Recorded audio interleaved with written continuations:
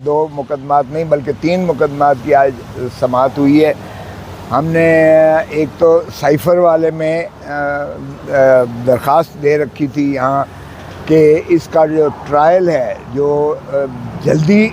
میں لگتے ہیں، جو اسپیشل عدالت ہے، اسپیشل کورٹ ہے، اسپیشل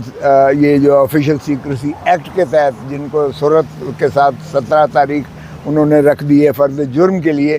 ہم نے اس میں استدعا کی کہ ہماری کواشمنٹ پٹیشن جو پینڈنگ ہے کہ ان کو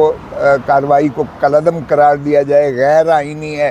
غیر قانونی ہے، اور اس کو جو ہے یہ پاکستان کی عزت اور ناموس کا جنازہ نکالنے کے مترادف ہے، اس کو جو ہے وہ انجنکٹ کیا جائے، ختم کیا جائے اور اس کو جو ہے کالعدم قرار دیا جائے۔ اس ریٹ پٹیشن کے ہوتے ہوئے وہ انہوں نے تیزی سے شروعات کر دی، تو میں نے اس درخواست کے ذریعے استدعا کی کہ اس کو سٹے کیا جائے۔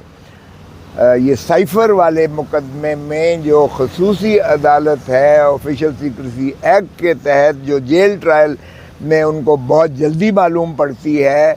وہ اس کو سٹے کیا جائے۔ یہ اس میں درخواست آج لگی ہوئی تھی، تو آج چیف جسٹس صاحب نے اسے ہماری جو وہ تھی اس پہ انہوں نے نوٹس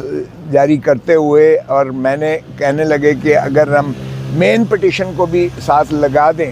تو میں نے کہا اس سے بہتر کوئی چیز ہو نہیں سکتی ہے کہ میں چاہتا ہوں کہ جتنی جلدی ہو جائے، کیونکہ یہ وہ ایسا مقدمہ ہے کہ جس شخص نے پاکستان کے عزت اور وقار کے لیے ڈٹ گیا،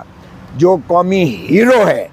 اس کو جو ہے بھٹو کی طرح جو وہ بھی قومی ہیرو تھا، جب بھٹو نے ایٹم بم بنانے کی جو ہے شروعات کی تھیں تو ہینری کسنگر نے دھمکی دی تھی کہ یہ بند کر دو وگرنہ تمہیں عبرت کا نشان بنائیں گے۔ تو بھٹو صاحب نے بھی راجہ بازار میں، یہاں پنڈی ہی میں راجہ بازار میں جا کر وہ لہرایا تھا اور کہا تھا یہ مجھے دھمکی دی گئی ہے امریکہ کی جانب سے کہ ایٹم بم بنانا بند کرو ورنہ عبرت کا نشان بنائیں گے۔ میں نے کہا جی قومی ہیرو تھا، ہم اپنی قومی ہیرو کے ساتھ کیا کرتے ہیں کہ اس کو ہم نے ہینری کسنگر کو تو کچھ نہ کہا، ہم نے امریکہ کو تو کچھ نہ کہا،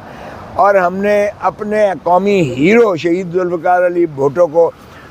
ضیاء الحق اور مولوی مشتاق کے ذریعے پھانسی دے کر لحد میں اتار دیا اور منقطع کر دیا۔ اب جو ہے اگر عمران خان نے کو ڈونلڈ لو ایک جو ہے پھر ڈپلومیٹک کور میں امریکہ کا جو بیوروکریٹ ہے، وہ اگر ہمارے ایمبیسڈر کو، پاکستان کے ایمبیسڈر کو کہہ رہا ہے کہ اگر عمران خان کو آپ چھٹی کر دو گے، یعنی عمران خان کو وزارت عظمیٰ سے آپ ہٹا دیں گے تو امریکہ آپ کو معاف کر دے گا۔ یہ ہے سائفر۔ اور پھر اگر اس سائفر کے ریئیکشن میں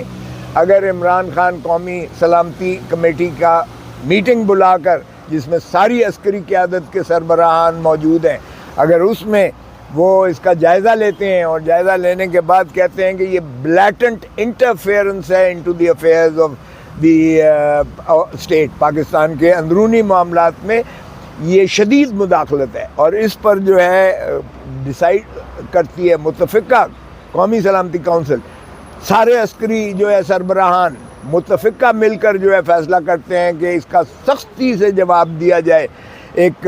ڈیموش لکھا جائے، اسٹرانگ ڈیموش، اس کا کنڈیمنیشن کی جائے، اور وہ ڈپلومیٹک کور کے ذریعے بھیجی گئی۔ پھر اسی کا اعادہ کرتے ہوئے جب چھٹی کر دی گئی مخلصی، اس کو عمران خان کو رخصت کر دیا گیا ڈونلڈ لو کے حکم کے تابع، اور پھر جو ہے شہباز شریف نے جو ہے نیشنل سیکیورٹی کونسل کی میٹنگ بلائی، اس کا شاید خیال تھا،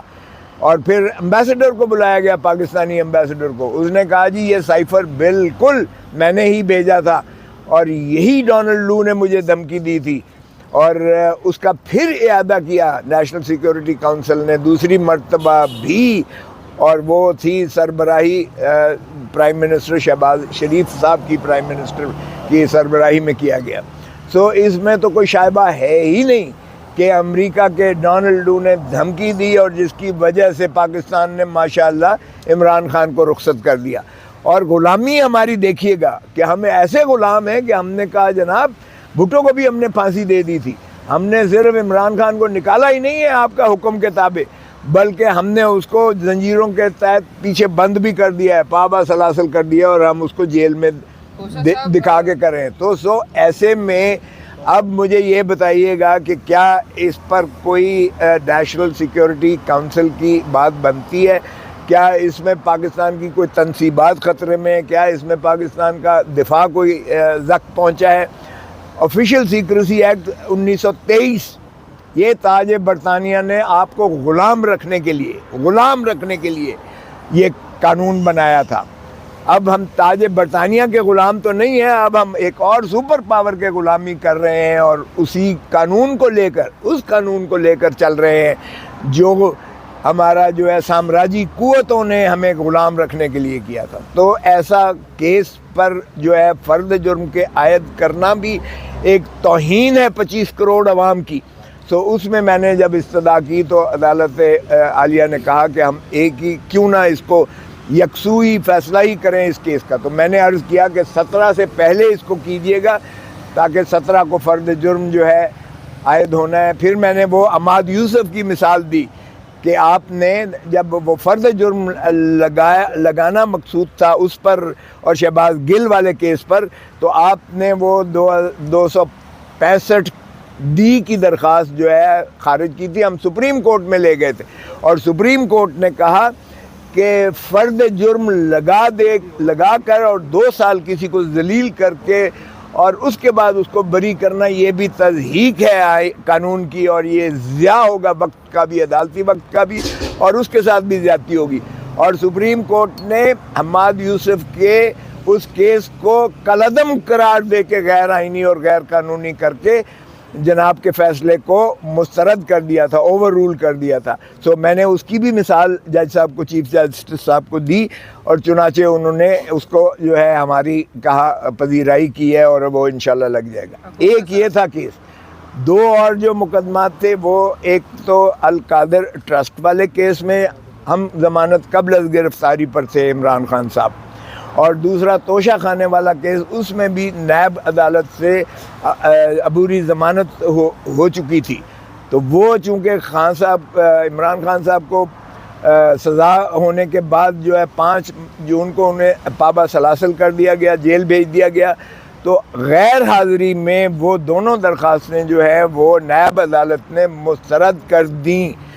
اس کے خلاف ہم نے بھی کی ہوئی تھی چیف جسٹس صاحب کو، اور ڈی بی میں آج لگی ہوئی تھی ان کی سربراہی میں،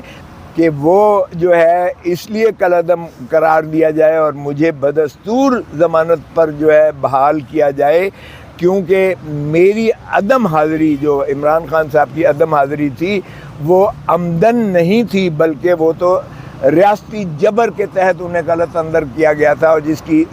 خود سسپینڈ کر دیا گیا، معطل کر دی گئی سزا جو ہے چیف جسٹس صاحب کی سربراہی میں وہ کی گئی. وہ اس میں بھی جو ہے وہ نوٹس کر دیا ہے انہوں نے، اور وہ بھی انشاءاللہ جو ہے میرے خیال میں نیکسٹ ویک کے کسی دن بھی انشاءاللہ وہ بھی ہو جائے گا. یہ 3 مقدمات تھے جس میں آج